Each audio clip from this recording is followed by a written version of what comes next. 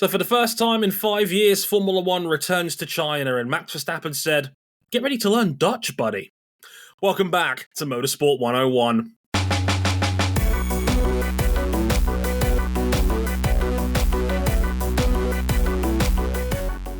Ha ha ha ha ha. You thought it was going to be different.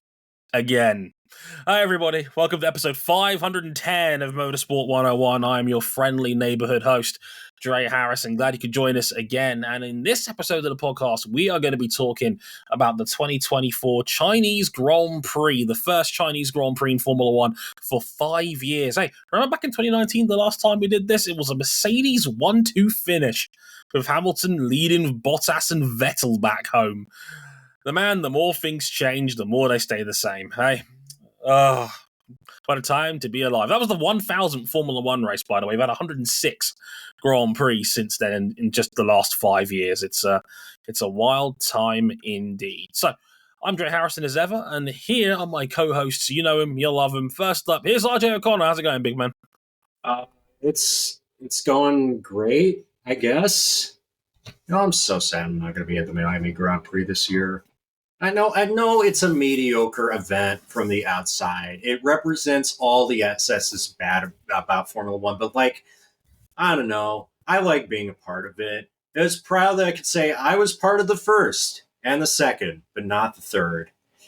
It's a bummer. But you know what? At least this gives me more time for leisure, more time to spend in the company of my friends, more time to watch New York Knicks basketball.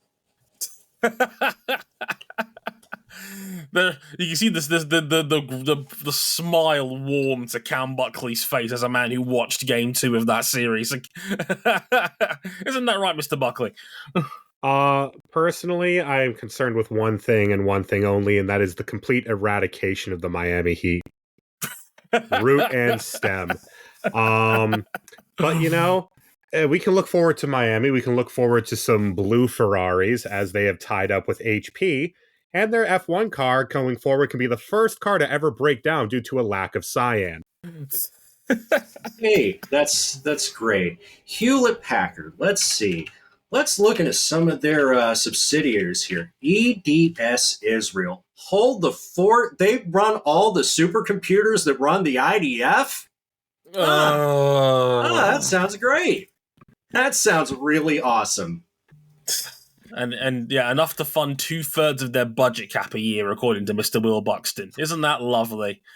As much as I am a sucker for the color blue. It is my favorite color. I've longed for a blue Ferrari.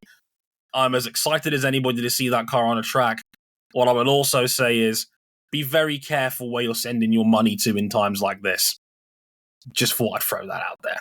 Well, I mean, it looks like Ferrari shipped off their F1 strategy crew over to the WEC team for this year, given what happened over in Imola. How do you blow a 1-2-3 like that? You had 3 bullets in the chamber, and you decided we're not going to split any strategy, and you let Toyota and Porsche take all your lunch money and shove you in the mud right in front of your house. With Porsche getting both of its factory cars getting penalties, but not as big a pet. We'll get into that on a future episode. Roger, everything okay, bud? Depends on who you ask. Why are you worried about Roger? You should be worried about my sanity. Personally, as a Porsche enjoyer in 2024, relative to everything else with Penske's ongoing situation, it's kind of like the Bugatti and the Shaq meme. Yeah, that works. That definitely works. But we'll talk a little bit more about Roger Penske's related shenanigans in our next totally normal podcast coming up. You'll see when you get there.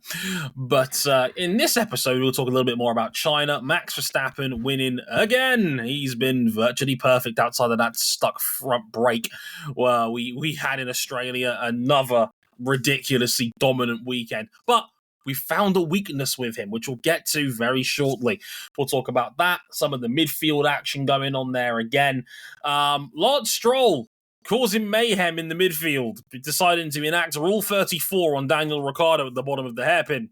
Nose down, gearbox up. It went about as well as you'd expect. We'll talk about Zhou Guanyu and the large amount of hype he got for his home Grand Prix. My goodness, he got the Sebastian Vettel end of race plinth treatment. I'm like, ooh, damn, that's special. And we ask a very important question: will adding two more places to the point system help us all out? Maybe, maybe not. Who knows? We'll break that down in the next 45 minutes to an hour or so. But in the meantime, here's the places you can find us real quick. We are on Twitter.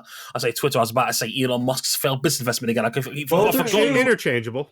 They're both true. They're both true. At motorsport_101, our personal handles are at Dre Harrison101, at cbuckley917, and at RJ O'Connell. You can back us financially on Patreon, patreon.com/motorsport101. If you can back us at the $5 level, you get early access to all of our content, and you can upgrade to the $10 tier to get Supporters Club access and the ability to listen to these shows live as they're being recorded. We've got plenty of folks in the audience this time around. Feel free to say hi so we can give you a shout out later on if you like.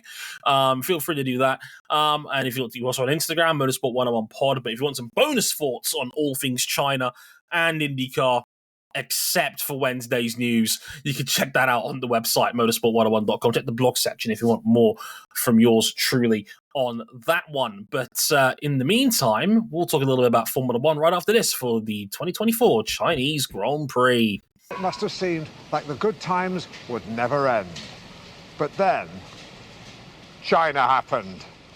Guys, we found a Max Verstappen weakness. What? For the first time in years. He wasn't that good in the rain. Preposterous. He actually wasn't that good in the rain for sprint qualifying. The nearly impervious Dutchman only managing fourth, but was still unable to be overcome in the sprint, blowing past Lewis Hamilton on lap 10 and winning the sprint by 13 seconds. Wait. Lewis Hamilton, there was a sighting. It was fleeting, but it did happen.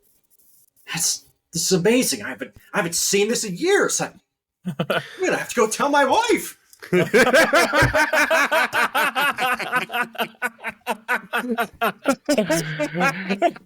Oh. You can't see it. We're recording it. I'm recording on Riverside here. It was a behind the scenes note. RJ literally jumped off his chair and pretended to run for a second there. We just pissed ourselves laughing. Oh, it hurts to laugh. Unfortunately, in the remaining 9 laps of that sprint, Max pulled 13 seconds on aforementioned Lewis Hamilton. He then did the same thing in the Grand Prix over Lando Norris and Sergio Perez, as Max gets one of his more comfortable wins this year. In the 5 years since Grand Prix 1000, the 2019 edition of this race, Max Verstappen has won his 53rd Grand Prix. The rest of the field has also combined for 53 Grand Prix wins. Which means to say that in the last 106 Formula One Grands Prix, you can flip a coin and you'll be as likely for a Max Verstappen win as an anybody else in the field win. It's 50-50 at this point. It's a literal coin flip, but whether you're picking out a Max win in the last 5 years. Okay, how do we possibly restate what we've already said? Well, I want to go to something that I can't believe I'm doing this. I'm going to Sky Sports resident boomer Karun Shandhawk for something that completely. Do you have any idea how shockingly little that narrows it down? Here is an impressive stat that I heard today, April 22nd. This is Monday, the Monday before we record. On not a single lap of the entire Chinese Grand Prix did Max Verstappen do a slower lap time than the drivers who finished second, third, or fourth. Yeah. And I saw the telemetry today because a friend of the show, Blake, showed it to me. You might know him as Break on the internet. Very good guy. Very, very good data guy. Lamborghini Iron Links engineer Blake. Yeah. Yes, indeed. And he showed off the data. He does a great coffee page where he does analysis of telemetry. Well worth your money, I would say, if you can afford so. Please support him. He's a great guy. Yeah, he wasn't. Karun wasn't joking. That actually happened. Every single lap, Max was faster than second place finisher Lando Norris, third place finisher Sergio Perez, and fourth place finisher Charles Leclerc. Every single lap. In fact, the only notable laps where he wasn't the fastest car on track was Oscar Piastri's outlap after the first stint. Carlos Sainz's outlap after the first stint, and Fernando Alonso's fastest lap. Yeah, which was In on that a brand order. new set, which was a brand new set of mediums that he'd strapped on. Was Aston Martin a very strange strategy to go for a late chase down with Alonso at the end of the race? Yeah, I mean, I looked at that telemetry and I'm just shook, frankly. Because to watch it is one thing, to actually see it be borne out in the data is actually a little bit more terrifying. Also, what got me shook, a double stack from Red Bull where the two combined pit stops totaled 4.1 seconds. The average of their 4 stops in that race was 2 seconds flat. Hey, One of them was Kick Sauber has whiplash watching that video. One of the last stop they had of the day was a 1.90. I think it's the 3rd fastest pit stop of all time. I think I'm right in saying that's the greatest performance a pit crew has ever had in a Grand Prix. Absolutely sensational from the Red Bull pit crew. Ridiculous. Unreal. Like, it's... 2.1, a 2, a 2, and a 1.9. And that was a one of those was a double stack. One of those two of those was in a double stack, and one of them was a 1.90. They rounded down, it's outrageous. Karen mentioned it. They desperately want that fastest ever stop title back from McLaren. Oh yeah, my man Callum Nicholas, you might know him as the black guy with the dreads, who's one of their chief mechanics. He spoke about it on Sky Sports' own podcast. They tipped the hat to McLaren last year when they broke the record, but he made it abundantly clear he wanted that record back, and they are trying. God bless them, they are trying. But again, it's a testament and a salute to not just Max, and it's easy to talk about Max at this point. It's just Red Bull's overall operational excellence once again is just absolutely outstanding. Max won this race with one arm tied behind his back. We'll talk about this later in the week when we talk about IndyCar at Long Beach with a certain other veteran legend driver of that series, but it reminds me a little bit of, and I use this in the strongest possible praise and sense, it's like Lionel Messi at Barcelona, where Messi was scoring ridiculous goals every weekend. And it's, as Rob Hodgson would say, he makes the spectacular look routine. It's getting to the point where if Max gets a clear run off the line... Even if he doesn't, Trey. He didn't get a clean run in the sprint. He started from 4th, got a position off the start as Lando tried to brave it around the outside of Lewis. Didn't work. And then for 4 or 5 laps, you see the Red Bulls kind of squirming around. It can't get tire temperatures. And it's like on the 4th or 5th lap, someone had depressed the plunger on a detonator. Yeah. Because that car came alive. He bolted after the front 2, drove by them and never looked back. 13 seconds in 9 laps. It's just... When that Red Bull's at full song, I've never seen anything like it. Not since maybe Michael in the prime days of Ferrari. A car that was built for ultimate speed. A car that was built to break a 305-kilometer Grand Prix race down into 4 neatly piled 75-kilometer chunks where he would just run qualifying laps. Again and again and again, and just hammer you, death by 1,000 cuts. That's what Max is doing right now. And he's doing it on a level unlike anybody I've ever seen in the 20-plus years I've been watching this sport. Hamilton wasn't doing this every week. Schumacher wasn't doing this every week.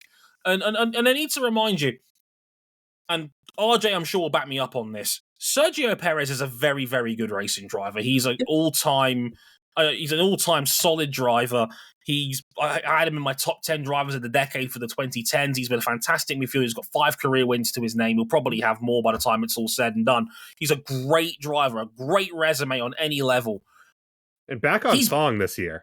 Yeah, and he's much had a compared good to last season. year. He's having a very good season. He's been very solid in the Red Bull last year as well, right? Yeah, he's crushing.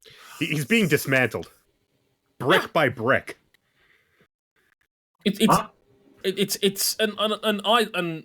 like Checo, And Checo's doing a very solid job. But Checo, if nothing else, has proven that that Red Bull is beatable for all the dominance it can have in F1. Like, it is a beatable car. And look, Perez is a good driver with a good resume. It's not like they've put a backmarker in that car. Perez is a damn good driver on any level. But he has shown that there is a degree of vulnerability against that Red Bull, even when you put a very good to great driver in it. Max in that car is on a completely different plane of existence. It's otherworldly. I'm glad we're like coming around and realizing that, like, you know, if it's not all the car for Max Verstappen's success, it can't all be the driver for Sergio Perez's failure. And he is better this year. I'll give you that. But Max, I mean, we're running out of ways. We're running out of ways to say Max Verstappen's the best. It's beyond, like, if he gets a clean weekend. Basically, if the car doesn't fail, he wins the race at this point. That was more or less the case last year, you know, outside of Singapore. And it's looking much the case this year. 53 out of the last 106, 20 out of the last 22. We've never seen anything like this. Not the sustainability of it. And the fact that, you know, when you break down what the Red Bull's kind of the curve of its advantage looks like, you saw it much borne out in the sprint, that the ultimate lap time was only a tenth or two clear of the field. It's the fact that Max can reproduce that across an entire stint. Again and again and again. It's metronomic. It's Jorge Lorenzo at his prime in MotoGP. It's just, you can just do the same lap time within a tenth, like, again and again and again. And it's just that sustained pressure that you just can't keep up with. And again, we know of Merckx's struggles in that sprint. We saw it. You know, we've seen them struggle for the last 2+ years now. This is still Lewis Hamilton. This is still the greatest F1 driver we've ever seen in our lifetimes. And he's getting crushed into a pillar of salt. I mean, it is incredible. Like, I watched that sprint, and I thought, as everybody was just like, Matt's going to pull away, look at the humiliation. The guy's like, that's still second place, and he will happily take that sprint finish to the bank, because it did not get better in the Grand Prix. No, it did not. He does owe Fernando Alonso drinks. He does. On account of the widest Aston Martin in the history of the company. The widest and then the most pointy when he got to the end of Sector 2 and dive bombed into the side of Carlos Sainz's car and got a 10-second time penalty for his trouble. 10-second time penalty and a puncture. Puncture and free penalty points.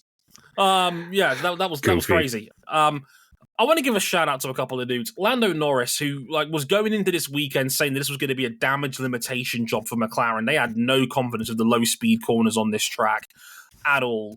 And they were not confident about this race. And yes, he got a little bit lucky because of the timing of the two safety cars that we got in the middle of this race, turning it into an effective one-stopper, essentially. Even so, Lando drove the nuts off that McLaren. Fantastic performance. And all week, I mean, sprint pole, it went to shit at turn 1, but still sprint pole in horrendous conditions. Yeah, right on the cusp of what is really, you know, like full wets. I would actually say the opposite, like right in the center of the changeable conditions, where you're not quite sure what tire to be on, where to run on the track. He set a fantastic lap, and McLaren had probably their best weekend since maybe Japan last year, Qatar last year. Yeah, because in the red corner, this was a down weekend for Ferrari. They just They just did not have pace on anything but the medium tire. And yeah, I as producer in my full-time job at the Motorsport Network, I sat down with the Autosport guys as they were talking about previewing this race, and they were genuinely confident that Ferrari had a genuine shot this weekend with how the long flowing corners and the sweeping nature of Shanghai was actually going to favour them a little bit this weekend. And it just didn't come together for Ferrari. It was actually, if anything, as you alluded to, Cam, it might have been a a throwback to some of last year's problems, where on hard the rubber, their pace just disappeared. In their own words, Dre, they lost half a second of relative performance to everyone around them when they bolted on the hards. I tend to think I don't know. It is a much better car than last year's car. Last year's car was a mess for 3/4 of the season. Absolutely. But we've seen it kind of on a consistent trend with Ferrari over the last few years or so, that as you step up to harder and harder compounds, that lack of mechanical grip begins to unmask certain issues with their mechanical platform. And they just couldn't get the performance to the road the way that McLaren could for pretty much all of the weekend, and then Red Bull could once they got their tires going.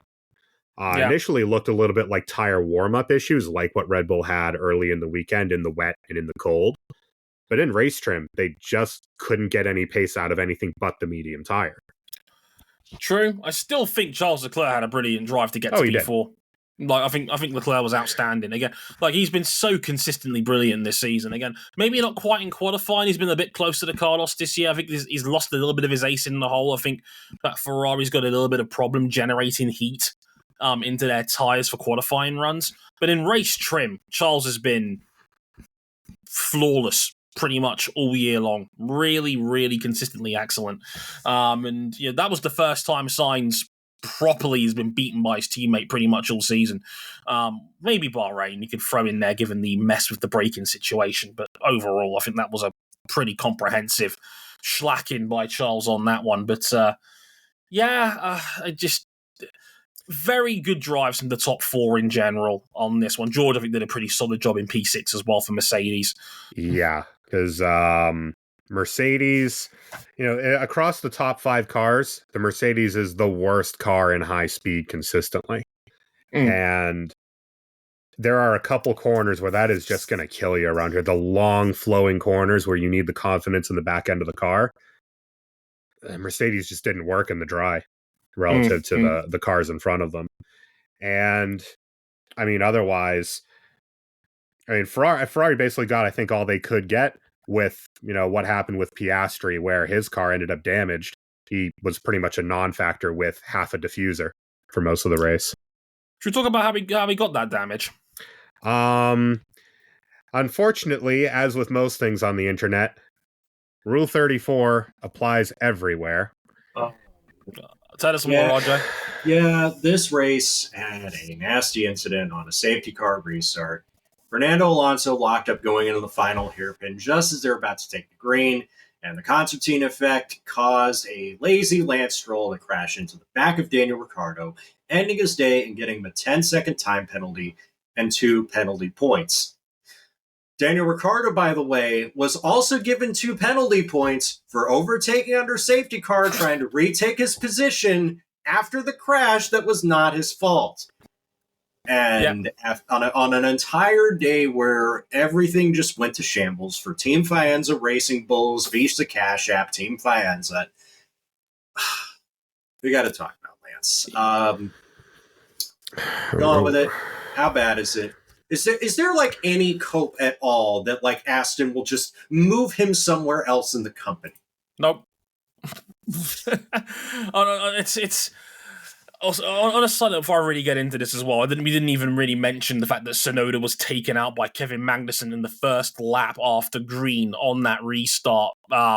Just hooked him on the starter sector too, spun him out. Tsunoda broke his suspension as a result. Wasted weekend at Team Faenza, and it's not even their fault. First weekend for Daniel on a new chassis as well. And he was genuinely looking solid out there on that new chassis, and it was all for naught. And if anything, it's actually quite ironic that he's probably been given a harsher punishment because he's now been given a 3-place grid penalty for Miami because Ricciardo did not finish the race. That penalty was going to be 10 seconds, but it's now been turned into a 3-place grid penalty for Miami next weekend for passing Hulkenberg on the safety car. So he's actually been arguably punished worse for what happened to him passing under a safety car than Stroll got for wrecking under a safety car. Now, generally speaking, in a lot of the Japanese championships that to the side, They have like a subsection, like Super GT has this whole points penalty thing called the driving moral hazard infraction system, and it gives you out a list of like penalties that you can rack up over the course of the year and how many points they're worth. And generally speaking, losing control of your car is one of those that can get you penalty points. So is avoidable contact. And if you combine the two together, I'd say that's pretty bad. It's and the thing is, right, I don't normally play too much into the driver-led interviews because they're normally heat of the moment stuff, right? But that was that's why we love him. But Stroll called Ricciardo an idiot and blamed him in the moment it happened. Even though we had the onboard footage, Stroll is looking at the apex of the corner. He's not looking at what's going on directly in front of him as he drives into the back of Ricciardo's car. And when Ricciardo found out that Stroll called him an idiot on the radio, Daniel Ricciardo said, and I quote, "Fuck that guy." Also, not to sound like an Alonso homer, right? But the number of people that were wondering, well, where's Alonso's penalty for stacking up the field? Everybody else behind him stopped except for one guy. That's literally what Oscar Piastri said. It's like, listen, everybody locked up, everybody stacked up, but we didn't hit anybody else. Piastri, who was the other victim in all of this. Yeah, like it's... Let's put it to you this way. I've seen Daniel in Formula One for nearly 15 years now. He was angrier when he was told that Stroll called him an idiot, more so than when he was screwed out of that Monaco win in 2017. Are you sure that it's not as angry as that one time where he yelled fuck at the top of his lungs after Mexico City qualifying? Okay, maybe that one. Okay, we're at least creating we're creating a podium here. It's in the top three. No, look, it's all. That's the worst part of all this. It almost feels futile talking about Lance in this manner now, because we all know there's going to be no greater repercussion from this. We all know he has the safest seat in F1, and like it's infuriating because I want to root for Aston Martin and I want them to do well, and I think they're a great team with a fantastic lead driver who's done a fantastic job of carrying them for the last year and change. If Aston Martin wants to be a serious team, they have to move on from this guy. But it's not going to happen. And we know it's not going to happen because Lawrence is prepared to spend whatever it takes to give Lance this incredible career, to give him an F1 seat, to give him an F1 team that's essentially his in all but name, to placate the fact that his son doesn't have the talent to drive at this level. This is year 8 of Lance Stroll in Formula One. Year 8. This is completely inexcusable driving standards from him at this point. I'd expect that if it was a rookie, if that was Logan Sargent, we would have completely peppered him for it, and deservedly so. This is year 8 veteran of 150 starts, Lance Stroll. 150. Do you know how few drivers get 150 starts in F1? Oh, it's not many. It's less. Rarefied air. It's less than there was when I was growing up in my time, back before we had 20 some odd race seasons. Yeah, and the frustrating thing about all of this, and we've said it many, many times before, there is always a flash. Something gives you hope that Lance is going to turn it around, and it just never sustains. And that's the problem. It'd be easier if he was just completely untalented. But now when he gives you like that little glimmer of hope every half dozen or so, or dozen so Grand Prix, that makes you think, this is the guy that was tearing it up in junior Formula. This is the guy that was able to make his Formula One debut as a teenager, an opportunity that few other drivers get, and yet it just never sustains.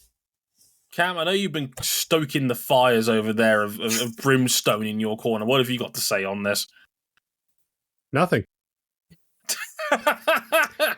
What is there for me to add about this? Lance Stroll is not serious, but you knew that already. The only way this ends... He was looking at the corner, ignoring the fact that he had a whole-ass Formula One car stopped in front of him. You can't teach that. That's common sense.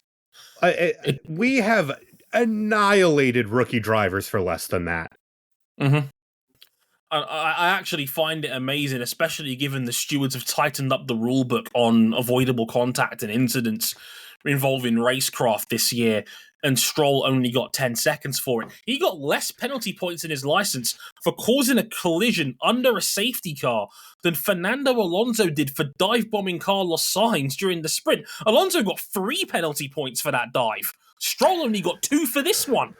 I mean, geez, at least Alonso was on an active racetrack. How was that not at least a drive-through penalty?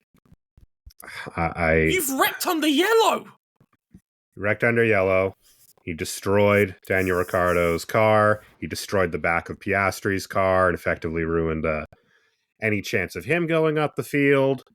And then he had the gall to blame the other guy when he rear-ended somebody.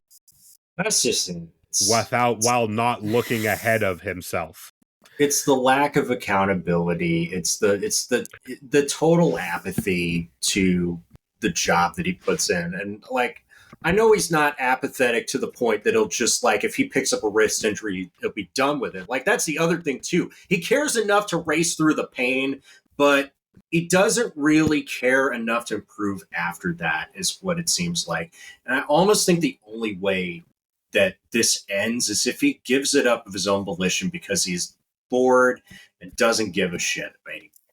And I don't think it's that. I think he does genuinely care. I think that's one of those internet myths that because Stroll doesn't like media interviews, and he's not the first athlete, and he won't be the last that doesn't like a media interview. Hi, Kimmy. Hi, any basketball player you can think of. But Kimi Räikkönen backed it up with wins and championships. That's the difference. Oh yeah, like we knew he was an arsehole, ironically, so we liked him for it. That was the difference. The point I'm getting at here is that, like, Lance does care. Like, he wouldn't have tried to scramble back to drive in Bahrain last year if he didn't give a shit. He could have easily just taken a month off right there and then, and no one would have blamed him for it, given the nastiness and the severity of the injuries he had. He does care. I'm not going to be the person to say that Lance Stroll doesn't give a shit. I would argue the problem is he might be the worst driver in Formula One pound for pound relative to his equipment. At least remove the might. Remove the might. There's no one doing less with more. Because you know what? Lance Stroll has a great car. Logan Sargent is in a shitbox that has been biting him and Alex Albon all year. This year's Williams is not good. Yeah, it's still scored us after 5 rounds. Like, it's not good. No, it's not in any context of any motorsport. In year 8, having incidents like that is not good enough. It's just annoying because it's just so futile. Like I feel like I've wasted energy even talking about it. Because we can scream our heads off for another hour on this subject alone. Nothing's going to happen, dude. Yeah, like why can we just let's talk about Zhou Guanyu. Let's do that because he finally got to race at home. He finished 13th. That was lovely. His pit stops didn't go entirely terrible. He got a special grid slot in the home straight after the race. Yao MIng said of him he could beat at F1 in China what I was to basketball, but he's in a contract year. Things are very dicey at Team Hinwil. Was this enough to save his F1 career? I got thoughts about it. You probably wouldn't call this enough to save an F1 career. And that's not necessarily on him. No. I wrote about this on the website, and I called the section A Moment of Empathy. And there's a reason why I called that section that. I feel bad for Zhou. I really do. Because you know what? I could be reading too much into this, because when he got out of that special grid slot, he got on the end of the start-finish straight at the end of the race. He had a special Zhou-mounted plinth. He took his helmet off, acknowledged the roaring crowd. There was a Zhou grandstand just for him this weekend. He burst into tears. I've never seen him so emotional this is year 4 for him in F1. I've never seen him like that before in F1. I feel bad. Fifth, sorry. I feel bad for him, in a sense, because I've put that in the script because I heard Yao MIng mention it on Ted's notebook, where Ted Kravitz talked about that same quote, because Yao MIng was there as a guest of Aston Martin's. If you don't know Yao MIng, 7'6", transcendent player for basketball awareness in China, drafted by the Houston Rockets, was a great NBA player, multiple-time All-Star, very, very talented and gifted. Would have had like a even greater career had he not been just hampered by chronic injuries that just are just the consequence of playing in such a large body. Yeah, yep. You 7'6", 300-pound body, and just there is injuries that come with being tall. There's unfortunate that there is a good reason why people that are that tall tend to live shorter lives. It's just the human body's not designed to be that big. And Yao was a fantastic player, but more than that, he was one of the real key bridge figures for increasing basketball's popularity in China.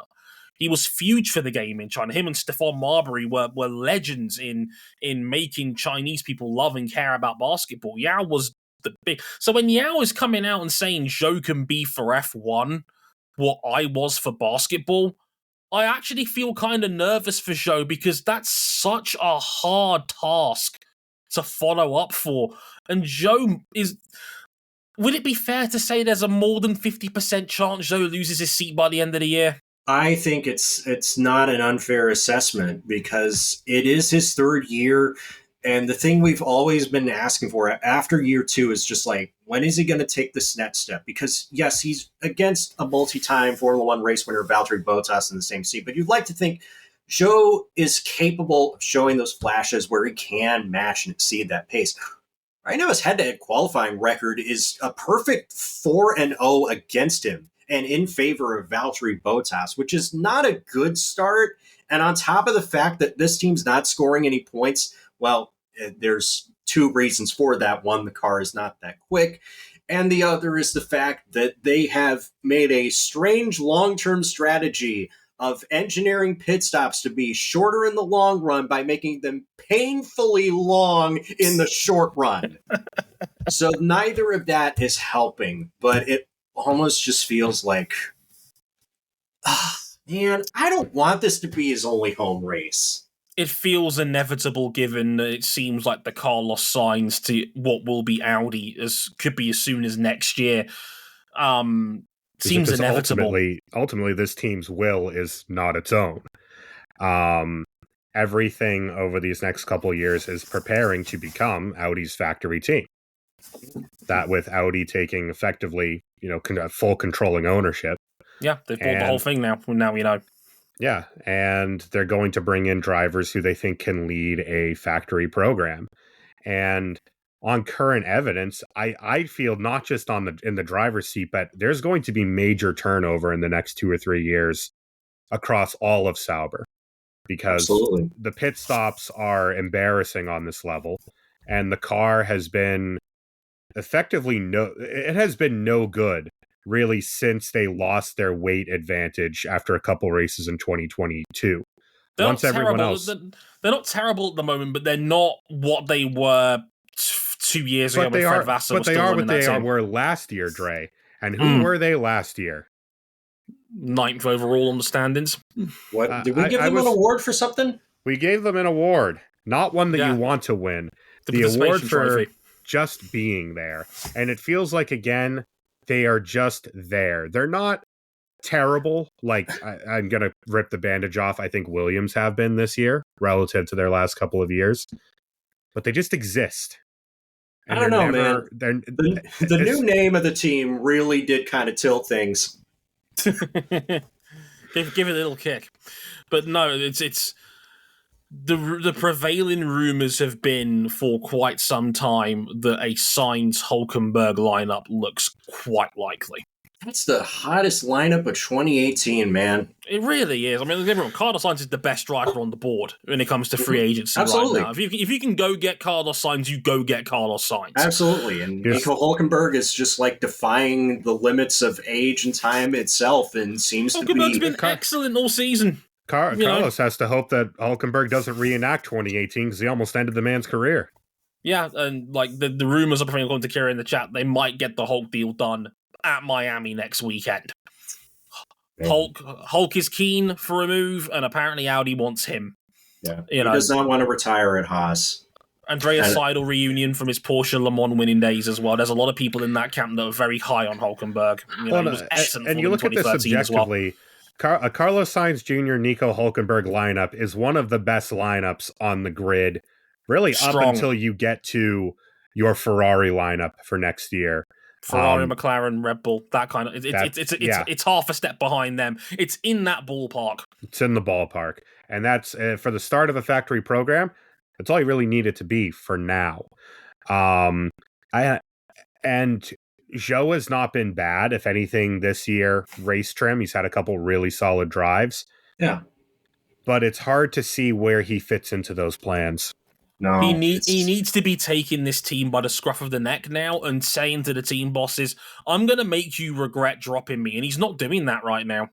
Valtteri Bottas is at worst on his level. And I'd argue still slightly better as an overall driver right now. And we spent years raking Bottas over the coals for... No, we didn't. We gave him a 10 out of 10. You remember that one time? Who is this we? Who is this we you speak of? We is a Motorsport 101 collective. Yes, the person that gave him the 10 out of 10 is not here to speak for himself at this present time, but it is on the record. But we raked him over the coals for years for having a Mercedes, having the best car in F1, and getting blown into the weeds, not just by Lewis, but often by the other cars up there. I mean, he went winless one year at Mercedes. So if he's exiting his prime and Zhou should be coming into his prime and Zhou is doing no better, if anything slightly worse, it's really hard to see how he has a future here. He's in that spot where Antonio Giovinazzi was before he got pushed out of Formula One. And the thing with Zhou is that he's never been evaluated like a normal... Put it to you this way. I don't know of a lot of like British drivers that are constantly being evaluated in terms of like, you know, his commercial value to his home country. That always seems to be what is attached to every narrative about Zhou Guanyu's career. It's just like... It's dog whistle talk. Uh-huh. Call it what it is. It's dog whistle talk. You ripped the Band-Aid off, pal. I'm just the one screaming in pain. Because it's one of the few privileges I have here, given the color of my skin. I could call a dog whistle when I see one, because that's what it was when he got the job, and that was unfortunate. And it's a stigma that's never gone away from Zhou. It's that you're just here to have a big old collective community handshake deal with China, because Zhou does have a bit of commercial clout about him, because he does have some great fashion partners. He's a Christian Dior partnership athlete, and he's a genuine fashionista with great ties in that industry. And a lot of these car companies that are associated with Formula One or have an F1 team want to try and break China as an overall market. It's a big booming market. They want to sell cars out there. So they associate all of that and wrap that up with Zhou, a guy who spent most of his childhood and racing career in Sheffield. The guy's basically British. Like, this is hey, Britain, and this is coming from the one British host on this show, this is the one guy you might be able to actually claim. Because you tried to claim Alex Albon, and Albon was like, no, I've got a Thai license. Even though he was born and raised in London. Zhou is a hell of a lot nearer to that whole, you know, he's British because, you know, he does well and shit. I'm trying to claim him. And I love that Kira in that chat said Sky Sports tried claiming him at the Chinese Grand Prix. I'm just saying, because he moved to Sheffield when he was 13 years of age. You know, he knew that he didn't have the opportunity to progress his career in China. He had to come to Yorkshire. Yeah, and it's like that for a lot of drivers who come from places where there aren't really strong motorsports foundations. You think Emerson Fittipaldi became Emerson Fittipaldi because he cut his teeth in Brazil? Yeah. It's the way it goes. You know, the man likes gravy on his chips as much as I do. And yet, you know, it's got to be... the gravy. Yeah, you can't forget the gravy, but yeah, it's that Chinese tie. It's just lazy. At best, it's lazy. At worst, it's a dog whistle, and it's never sat comfortably with me on this one. And unfortunately, he's like again, the way I see it right now, he will be the fall guy for the reboot of Audi by the looks of it. At least him, maybe Bottas too. Given the way it's going, I think there's a better chance that Bottas stays in because he's the better driver, and if they don't get Hulkenberg, he's still a solid veteran to have in that camp no matter what. But it's looking like it's going to be Sainz and Hulkenberg at that team next year, and Zhou will be the fall guy. And it would be a damn shame if a guy that had to wait 20 years, because there's great pictures of him as a child in those stands when the Chinese Grand Prix first hit the calendar in 2004, 20 years ago. There was a great interview where he sat down with Will Buxton, and Will, in one of his genuinely good interview moments, said to Zhou, what would you tell your child version of yourself now that you've actually made it to Formula One? And he said, don't give up the dream, because he made it. And that is something that is so unbelievably against the odds. Something we forget in Formula One, the odds of the average person ever making it on this grid, the 20 most lucrative seats in motorsport, is fractions of a percent. Well, the powers that be in this sport are trying to ensure that it is never more than 20 and maybe fewer going forward. Mm-hmm. He made it. And he told his younger self to never give up.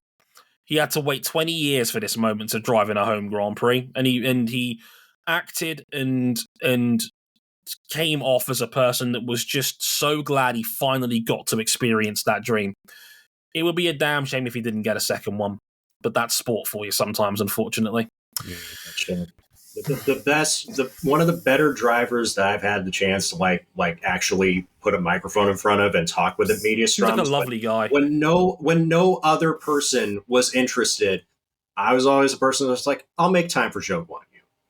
He seems like a genuinely lovely young man. He really does. I've never had a bad word to say about Zhou as a person. And I know that normally is cliched for he's not a very good driver. But I don't care on any level. Just be a good human being, and you're always going to do well with me. He seems like a genuinely lovely guy. He really does. And it would be a damn shame if F1 lost him, but not for the reasons that people want to make out. And that's the problem I have with it in that sense. One more thing before we leave. Did you hear about the new points proposal? Yeah.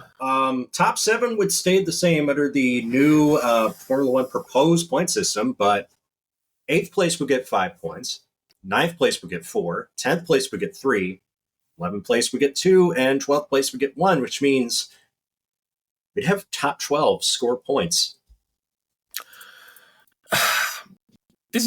And for what it's worth, it's looking like this will go through. There's going to be an F1 commission meeting in May. Apparently the teams are all for it. They want points to go down to 12th. I'll be real, I don't have a huge problem with this. I think it's fine. I think it's fine. If anything, given... Okay. A part of me does feel like that this is trying to put a plaster on a gunshot wound. Because we know there's a Power 5 in F1 right now. The 5 best teams in F1 are taking 90% of the points. You'll have a good chance of getting a point if you can beat Lance Stroll. That's the way Formula 1 is right now, and that's not ideal. And I don't think Europe quite wants to go down that whole American road of everybody gets points for just being here. But I actually quite like it because it would take out those kind of freak days that lower end teams sometimes get that can define their whole season. Propping up your entire season because you win on countback. Right, I've never been the big fan of the freak outlier that can get a team 10, 11, 12 million quid in prize money extra off of one freak race in a 20-plus race season. I actually think this rewards consistency a little bit better as a result of this, and with that in mind, especially given how reliable Formula One cars are nowadays, where the mechanical failure just doesn't happen as often these days. You're not going to hear me stand up against a idea that turns it into more of a meritocracy, and ultimately it will matter more if you can get past that guy who's holding up your DRS train. it is going to matter more if you can throw a haymaker of a strategy and snag that one extra position. And I think that is an objective good thing. It doesn't give you points all the way down, and neither does MotoGP. MotoGP goes down to what, 15? Yeah. 15. It does. 15, yeah. 25, 20, 16, yeah. 13, 11, and then minus one down entries, to 15. So staggered out, that makes a little bit more sense. But yeah, I have no issue with it whatsoever. I think it turns that fight in that midfield into a little bit more of a meritocracy across a season. And I think that's a good thing.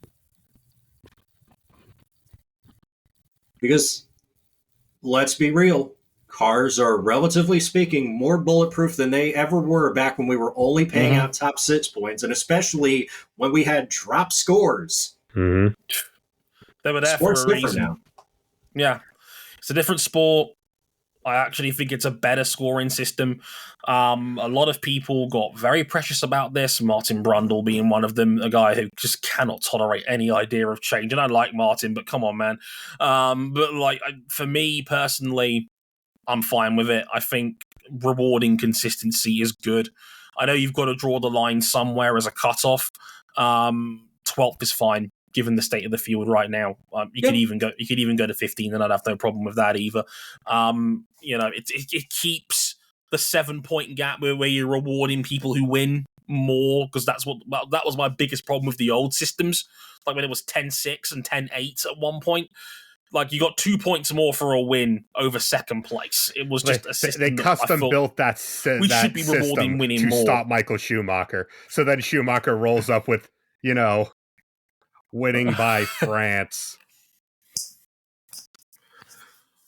Winning by exactly, So it's a different sport now, and I think you're absolutely right to say that. Hell, I wouldn't even mind if it. I mean, the only people that seem to be mad about it is stat geeks. And I'm like, guys, you don't really care about there's point another records, aspect do of you? this as well that we talked about a little bit in our Discord when this news kind of first came out, that at the end of the day, points are arbitrary. And also, points also mean that for every point you earn, you also have to pay the FIA a little bit of something. Some people were out there saying, "Oh, is this the FOM and FIA's way of raising a get-rich-quick scheme?" Oh no! A couple of smaller end teams might get 10 more points, so they got to give the FA like an extra maybe 50 grand or something. Oh no! Please, they rake that up in fines every year. It's one extra bottle of Dom Perignon at the end of season gala. Come on now, please. Come on. Yeah, be serious. Points are worth what we say they're worth, and that's basically it. I could tell you that second place gets more points than first. At the end of the day, it's just what the FIA defines. So, have you been watching the World Rally Championship lately? Do not have time for this, and according to this timeline, neither does the WRC at this rate. Exactly. We'll be back for Formula One in a couple of weeks' time from Miami for the Miami Grand Prix, the first of 3 trips to America. Good news, it's another sprint weekend as well, and I know how much the F1 community loves them. So enjoy that. Miami and its terrible roads with only one practice session. Who knows what might happen? Maybe Lewis Hamilton will qualify second again. Who knows? Just want a free iced coffee in the catering center. Who doesn't want a free iced coffee in the catering center? It's a good time. We've got a completely normal podcast coming up next, you'll see. But also check out early next week as well for our IndyCar podcast on Long Beach. And death, taxes, Scott Dixon and the punished Penske. Oh boy. More on that next time. But until then, I've been Dre Harrison. They've been RJ O'Connor and Cameron Buckley. Until next time, thank you very much for listening. Sayonara.